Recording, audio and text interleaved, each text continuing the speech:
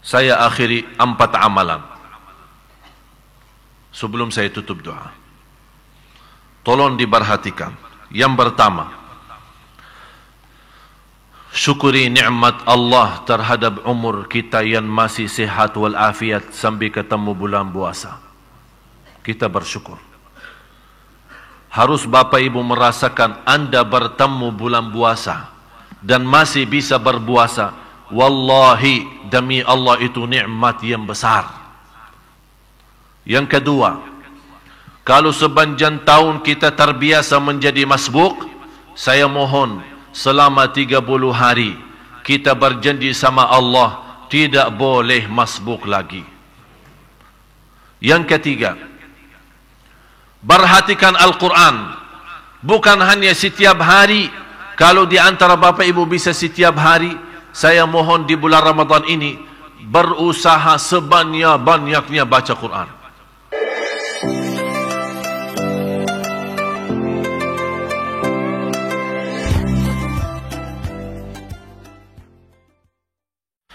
Bapak Ibu jamaah sekalian, saya hanya memberikan perhatian kepada ayat Allah Subhanahu wa taala di surat Al-Baqarah 183. Ba'da a'udzu billahi minasyaitonir rajim. Ya ayyuhalladzina amanu kutiba 'alaikumus shiyamu kama kutiba 'alal ladzina min qablikum la'allakum tattaqun. Yang menarik perhatian saya di ayat ini, pertama dimulai ya ayyuhalladzina amanu, diakhiri la'allakum tattaqun. Bertanahannya adalah perintah puasa. Berarti di sini Bapak Ibu ada 3 rahasia. Ya ayyuhalladzina amanu, iman. Karena posisi iman di mana? Di hati. Berarti rahasia, sembunyi. Yang kedua puasa. Termasuk ibadah puasa adalah ibadah juga rahasia. Karena kita bisa berpuasa sunnah maupun berpuasa wajib, tapi orang yang di samping kita tidak tahu kita lagi berpuasa. Yang ketiga, la'allakum tattaqun. Taqwa posisinya dan tempatnya adalah dalam hati. Artinya, kalau kita menjaga iman, menjaga puasa, dan menjaga taqwa, yang namanya 3 amalan ini rahasia, Allah Subhanahu wa ta'ala menyembunyikan dan juga merahasiakan balasan dan pahala ibadah puasa. Semua amalan ibadah Bapak Ibu dilipat ganda oleh Allah 10 kali lipat. Baca 1 huruf, Allah berikan 10 kebaikan. Baca salat, melaksanakan salat 5 waktu, Allah berikan pahala 50. Kecuali puasa. Ulama menjelaskan kita tidak tahu berapa Allah melipatkan puasa, pahala puasa bagi umat. Kenapa Allah rahasiakan puasa? Kenapa Allah rahasiakan pahala puasa? Karena iman itu adalah rahasia, ibadah puasa rahasia, dan tempat takwa adalah di dalam hati. Artinya di tempat yang tidak bisa dilihat oleh manusia, termasuk takwa itu juga rahasia. Barang siapa yang jaga 3 rahasia akan dibalas oleh Allah dengan pahala yang juga rahasia. Kata ulama, kalau Allah rahasiakan pahala ibadah sesuatu, yakinilah balasan ibadah itu yang rahasia pasti akan menenangkan hati. Sebagaimana berfirman Allah di surah As-Sajdah ayat 16, "Fala ta'lamu nafsun ma ukhfiya lahum min qurrati a'yun jazaa'an bima kanu ya'malun." Tidak ada jiwa pun yang bisa tahu apa yang Allah sembunyikan, apa yang Allah rahasiakan dari pahala-pahala ibadah yang ikhlas. Tapi yakini yang dirahasiakan oleh Allah, balasan itu pasti akan menenangkan hati. Kenapa bisa menenangkan hati? Jazaa'an bima kanu ya'malun, itu balasan Allah terhadap amalan-amalan ibadah Bapak Ibu. Oleh karena itu, bulan Ramadan karena banyak karunia, banyak rahmat, dan termasuk bulan ampunan. Di antara karunia yang kita dapat, dinamakan bulan itu adalah bulan Ramadan. Ramadan apa artinya dalam sisi bahasa? Ramadan adalah diambil dari kata musim panas di padang pasir. Kalau musim panas di kota mana saja kita terasa panasnya. Apalagi kalau musim panas di padang pasir, jauh lebih panas. Intinya apa? Kalau musim panas mampu membakar kulit manusia, bulan Ramadan mampu membakar dosa-dosa hamba Allah. Musim panas mampu membakar kulit manusia, bulan Ramadan mampu membakar dosa-dosa hamba Allah. Oleh karena itu salah satu doa malaikat Jibril yang diaminkan oleh Nabi Muhammad sallallahu alaihi wasallam adalah doa dihina oleh Allah seorang yang dapat kesempatan bertemu bulan Ramadan yang namanya bulan ampunan, bulan taubat, bulan rahmat, bulan terbuka pintu surga, tertutup pintu neraka. Tapi di dalam kesempatan ini semua dia tidak diampuni Allah. Tidak diampuni Allah. Kenapa tidak diampuni Allah? Karena dia tidak ikhlas untuk memperjuangkan Ramadan. Dia tidak ikhlas untuk memperhatikan Ramadan. Dia tidak ikhlas untuk mengisi yang terbaik untuk Ramadan. Selalu malas-malas. Malah dijadikan Ramadan bulan tidur. Dijadikan Ramadan bulan makan. Dijadikan Ramadan bulan malas. Begitu kita melihat seorang yang tidak bersedia banyak ngomong. Kenapa? Kamu sakit? Enggak, saya lagi puasa. Sampai kita tidak banyak berbicara karena lagi puasa. Kita tidak ada fisik dan tenaga untuk bekerja karena puasa. Padahal kalau kita baca dalam sejarah, perang Badar di bulan Ramadan. Dan banyak perjuangan sahabat bersama Rasulullah di bulan Ramadan. Para ulama kami, para dakwah bendai yang menyebarkan dakwah Islam di bulan Ramadan. Tapi di akhir zaman ini, bulan Ramadan bukan memberatkan, menjadikan posisi iman berat, malah menjadi tubuh badan kita berat karena saking banyak makan. Oleh karena itu, saya menghebohkan semua. 2 hari atau 3 hari masuknya Ramadan. Saya minta sebelum masuk Ramadan, mohon timbang badan. Berat badannya berapa? Habis Ramadan, begitu anda nyambut Idul Fitri, timbang lagi berat badannya. Kalau ternyata naik berat badan berlebih-lebihan, ada tambahan berapa kilo, berarti mohon maaf, anda sudah jadikan Ramadan bulan makanan. Aku heran, pas bulan Ramadan makanan yang paling enak. Saya selalu diundang buka puasa, sepanjang tahun tidak pernah saya lihat makanan ini. Tapi begitu saya tanya, oh ini tradisi khusus Ramadan. Jadi keluarnya bintaran hebatan ibu-ibu, bisa kita tahu kehebatan masakan ibu-ibu hanya di bulan Ramadan. Luar biasa. Kenapa sampai seperti itu? Padahal Ramadan itu sebenarnya kenapa ada puasa? Supaya kuranin makanan. Badan kita sehat. Sepanjang tahun kita makanan macam-macam. Saya termasuk seorang yang rusak suara bacaan saya sampai sudah tidak berlaku jadi imam. Akhirnya saya pensiun jadi imam. Alhamdulillah adik-adik saya lanjut jadi imam. Kenapa rusak suara saya gara-gara makanan di Indonesia? Apalagi Padang. Barminyak kan? Goreng-gorengan. Jadi akhirnya rusak suara saya, sudah tidak bisa jadi imam lagi. Tidak suara tidak menenangkan, menghiburkan hati. Saya akhirnya malas jadi imam. Akhirnya saya bilang sama adik-adik saya, udah kalian jadi imam, saya hanya penceramah. Jadi saya tidak berani jadi imam karena sudah rusak suara. Oleh karena itu Ramadan ini kesempatan, karena sepanjang tahun kita tidak kontrol diri dari sisi makanan. Begitu masuk Ramadan, manfaatnya dari sisi kesehatan adalah membunuh dan menyembuhkan segala penyakit dan racun-racun dari hasil makanan selama 1 tahun akan dibersihkan di bulan Ramadan. Jadi racun makanan kita, karena mohon maaf sekarang makanan kita semua berkimia. Buah-buahan berkimia. Beras pun sekarang berkimia. Di mana-mana pun berkimia. Roti berkimia, apapun berkimia. Ayam sudah berkimia. Kambing yang dulu kita enak makan mandi, sekarang tidak enak makan mandi. Makanan Arab. Kenapa? Karena semua sudah berkimia. Akibatnya apa? Tambah kita rasa, banyak tumbuh racun-racun gara-gara makanan. Oleh karena itu Rasulullah SAW sudah menjelaskan, seburuk-buruk tempat terisi makanan adalah perut. Karena tempat sumber penyakitnya adalah perutnya.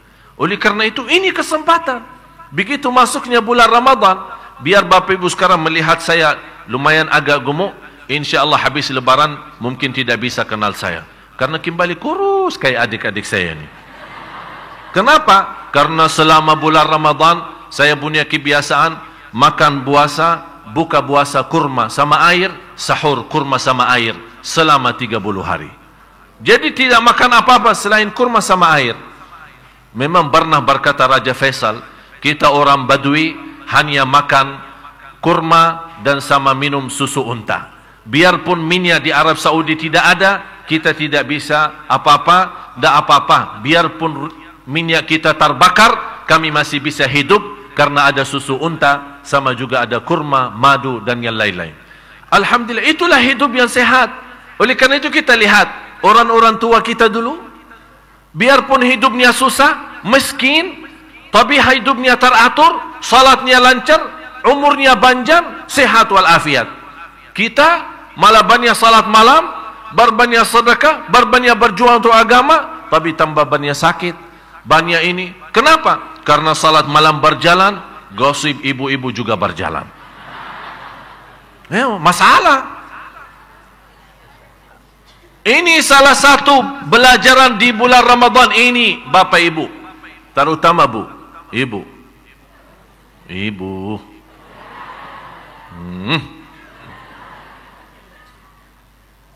Sebenarnya Ibu hati yang baik. Memang salah satu yang membuat saya cinta Indonesia ini gara-gara ibu-ibu. Saya cinta ibu-ibu. Boleh kan? Iya. Luar biasa. Memang ibu luar biasa. Sebenarnya jujur saja, kita kalah bapak-bapak. Yang banyak ngaji ibu, yang banyak salat malam ibu, yang banyak berjuang untuk agama ibu-ibu. Luar biasa. Dan saya selalu berkata, mudah-mudahan ibu duluan masuk surga, tapi jangan lupa bawa kami juga belakangan. Tapi di samping itu ada satu masalah. Ini kasihan kan? Sayang ibadah kita, karena ini bahaya Bapak Ibu. Coba kalau kita lihat posisi lidah, itu termasuk daging yang paling tipis dalam tubuh badan kita, yang paling ringan, dan tulang yang paling kuat adalah gigi. Subhanallah, Allah kumpulkan di satu tempat. Tulang yang paling kuat gigi, daging yang paling tipis dan ringan lidah. Kenapa? Supaya tidak sembarangan keluarin. Malah kadang-kadang tambah rasa, tambah sadari kita gigit lidah sendiri kan? Coba kalau bukan rahmat Allah, kita habis gigit setiap hari. Habis. Besok-besok kok lidahnya begini? Habis dimakan sama gigi saya sendiri. Kok masa sama gigi sendiri tidak bisa kontrol? Ya memang tidak bisa kontrol. Oleh karena itu posisi lidah di dalam, supaya tidak sembarangan keluar. Hati-hati. Ini manfaatnya sekarang kesempatan di bulan Ramadan. Bulan Ramadan, Bapak Ibu, kesempatan kita bersama buka halaman baru sama Allah. Jadikan bulan Ramadan bulan taubat, karena bisa dapat diampuni segala dosanya. Bisa mendapatkan bebas dari neraka Jahannam. Ini keinginan orang salih. Sepanjang Ramadan berdoa, i'tiqna minan nar, al-'itqu minan nar, al-'itqu minan nar. Orang-orang berdoa sepanjang bulan Ramadan, ya Allah bebaskan kami dari neraka Jahannam. Karena memang salah satu karunia Allah bagi hamba-hambanya yang bisa diterima amal ibadahnya, dan pas di hari lebaran, hari Idul Fitri, dengan kehadiran malaika, salat Idul Fitri memberikan balasan ya Allah bagi hamba-hamba yang telah berhasil memberjuang dalam bulan Ramadan. Di antara karunia, bebas dari neraka Jahannam. Bapak Ibu, saya mohon, Ramadan tahun ini, marilah kita sama-sama jadikan yang terbaik. Karena kita tidak tahu, bisa jadi Ramadan tahun ini adalah yang terakhir bagi kita semua. Kita tidak bisa tahu. Banyak di antara keluarga yang ingin bertemu bulan Ramadan, tapi dipanggil oleh Allah duluan.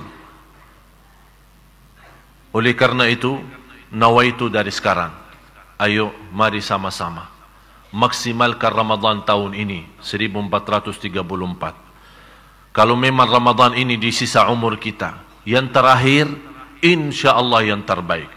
Yang terbaik salat tarawih, yang terbaik khatam Al-Quran, yang terbaik baca Al-Quran, yang terbaik sedekah, yang terbaik silaturrahim, yang terbaik ucapan yang baik, yang terbaik menahan lidah tidak berbicara fitnah dan gosip, yang terbaik menjadi orang rendah hati, yang terbaik tawadhu, yang terbaik menjadi orang mulia, yang terbaik menjadi orang yang disebut nama Allah, yang menjadi orang-orang yang dimuliakan di sisi Allah, menjadi mulia di hadapan Allah dan mulia di hadapan manusia.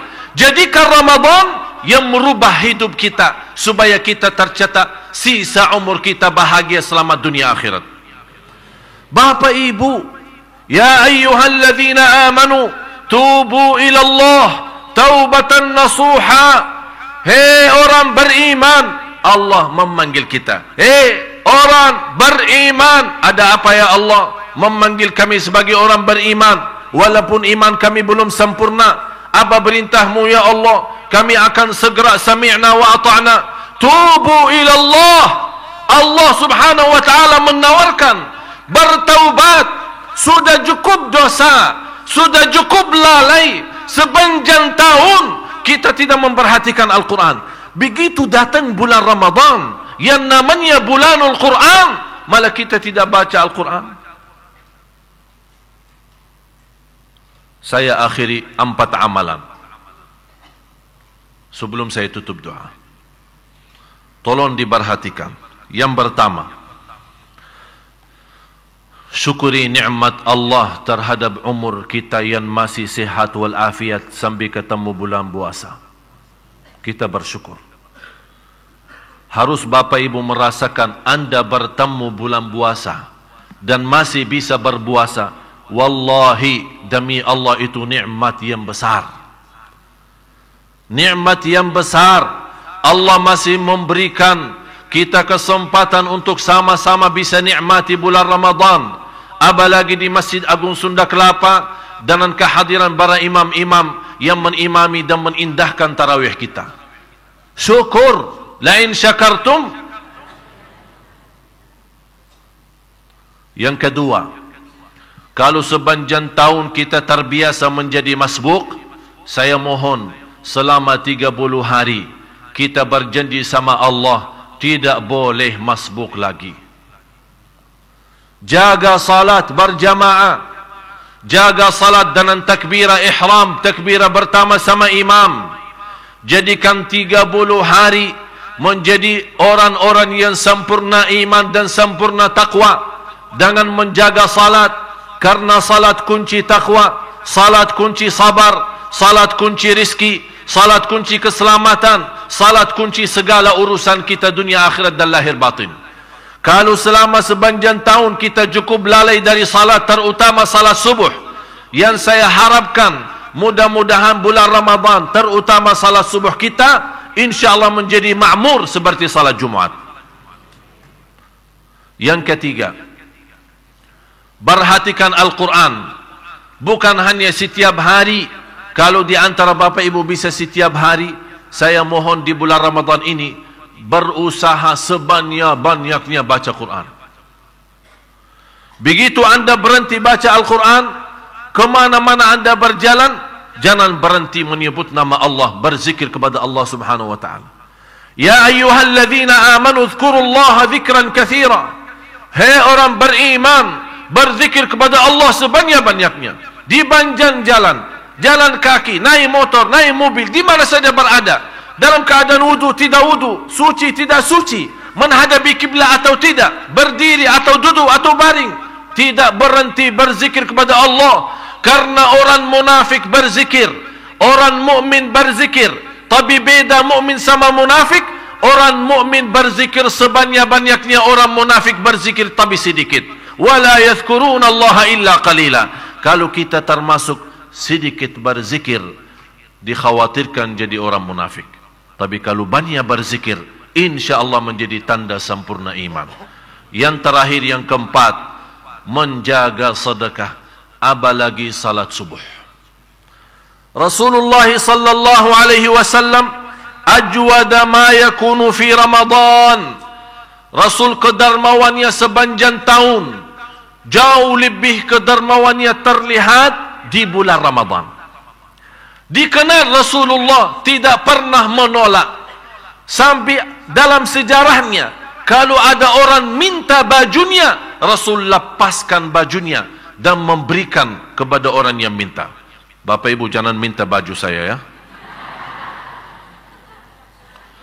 Rasulullah sallallahu alaihi wasallam apapun begitu dermawannya sampai Rasulullah SAW marah pernah sekali sama Aisyah radhiyallahu anha. Ada beberapa dinar yang masih tersimpan di dalam rumahnya. Rasul menyuruh Siti Aisyah sedekahin kepada orang yang butuh. Begitu Rasul pulang dari masjid, kata Rasul kepada Aisyah, gimana istriku? Sudah bersedekah dinar-dinar yang ada di rumah? Kata Siti Aisyah, aku lupa. Rasulullah marah, saya tidak mau tidur di rumah saya, apalagi di bulan Ramadan masih ada harta di rumah. Coba bayangkan. Jangan Bapak Ibu habisin uangnya di rumah ya. Simpan-simpan aja ada boleh. Sebagian bagi, sebagian simpan. Kita tidak bisa seperti Rasul menghabiskan semuanya. Jangan habiskan semuanya, nanti datang ke Masjid Sunda Kelapa. Pak, minta tolong Pak, habis uang saya disedekahin. Beda Rasulullah sama kita. Harus kita posisikan diri. Tapi bulan Ramadan, saya tahu dan yakin, Bapak Ibu setiap hari bersedekah. Itu sebuah kebiasaan. Malah salah satu yang membuat saya bangga di Indonesia adalah salah satu budaya potong royong. Jadi masyarakat Indonesia ini suka bersama, suka berjamaah, suka bersatu, saling memberi, saling membagi, saling kasih sayang, saling cinta. Ini luar biasa kelebihannya. Tapi selalu tertinggal nawaitu. Nawaitunya ini yang selalu dilupakan. Soal bagi, soal beri, itu memang luar biasa. Sudah kebiasaan. Saking biasa, kadang-kadang orang bagi tidak menghitung berapa banyak yang dia bagi. Tapi lupa nawaitunya. Oleh karena itu, jadikan Ramadan menjadi saksi baik di hadapan Allah dalam hal sedekah kita. Rasulullah sepanjang tahun dermawan, tapi di bulan Ramadan dermawannya perlipat ganda. Kita sama-sama buktikan. Di bulan Ramadan insya-Allah menjadi yang terbaik untuk kehidupan kita. Kalau memang Ramadan yang ini menjadi yang terakhir, mudah-mudahan semua amalan ibadah kita selama Ramadan diterima oleh Allah Subhanahu wa taala. Kalau ada kekurangan di masa-masa lalu, Ramadan yang sudah lalu, insya-Allah kita mampu dikuatkan oleh Allah lahir batin agar kita masih bisa memenuhi kewajiban kita di bulan Ramadan. Saya selalu rasa, apalagi akhir-akhir ini, hampir setiap malam saya mimpi mati. Sampai saya memfikirkan, ini bagaimana? Kemarin istri saya ada di Jakarta. Saya bilang sama istri saya, pulang. Kenapa pulang? Ramadan mau datang. Mohon maaf, saya sibuk untuk umat. Kamu pulang ajalah. Saya pulangkan.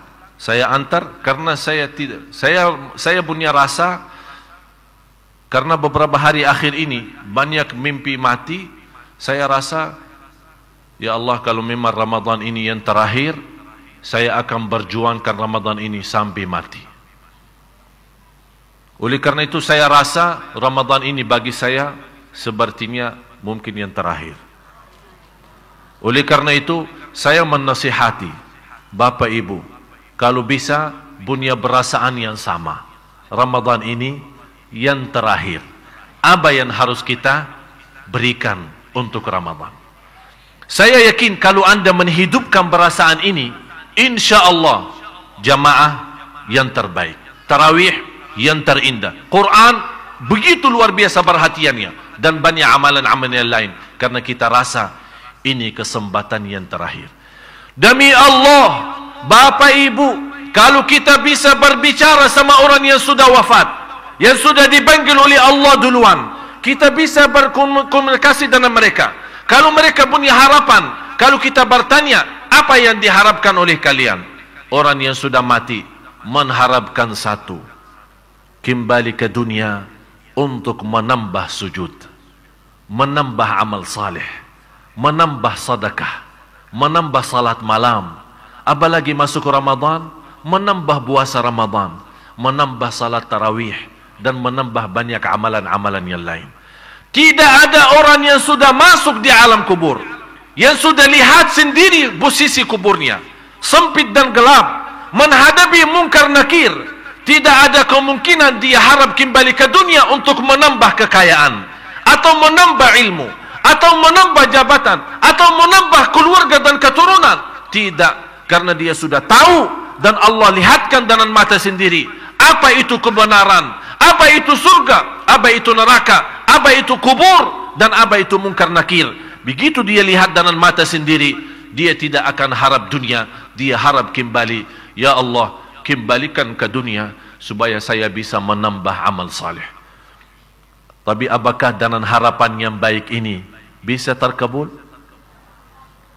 Tapi bagi Bapak Ibu masih bisa terkabul, karena kita masih dalam kesempatan.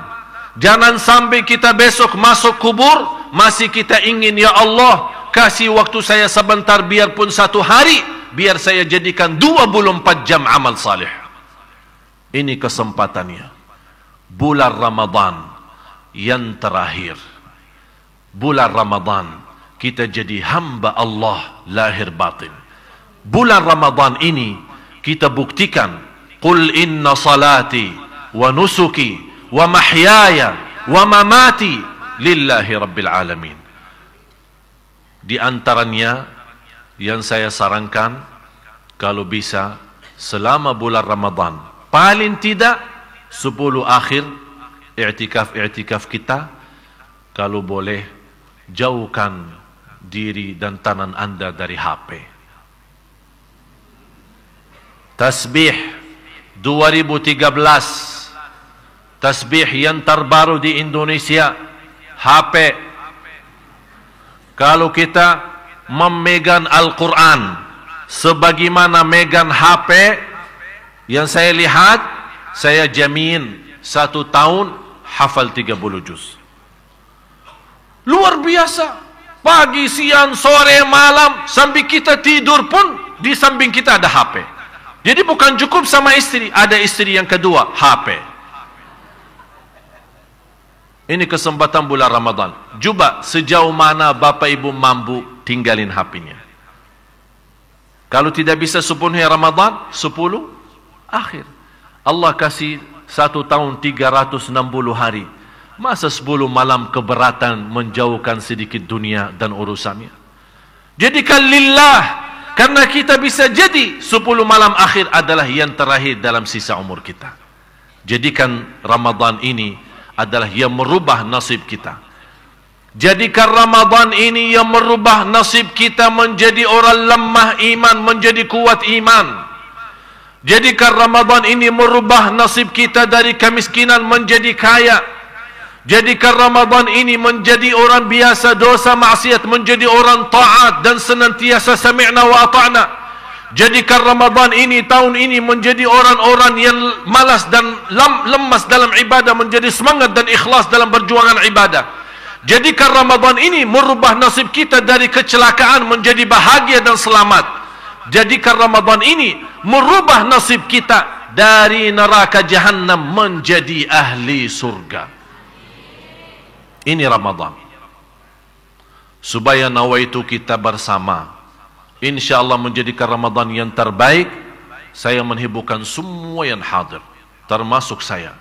Ayo, mari kita sama-sama. Sebelum saya tutup doa, saya menghiburkan semua tanpa kecuali. Mari kita sama-sama bersedekah. Apa yang saya harapkan lewat nawaitu sedekah kita? Nawaitu bismillah, insyaallah, dengan bantuan Allah, pertolongan Allah, dengan berkah sedekah yang ikhlas, aku mohon ya Allah, Ramadan ini menjadi yang terbaik, yang terindah daripada Ramadan yang sebelumnya. Kalau kita Ramadan yang sebelumnya belum diterima di sisi Allah, tapi Ramadan ini karena kita nawaitu, karena setiap amal salih langkah pertama nawaitu yang baik.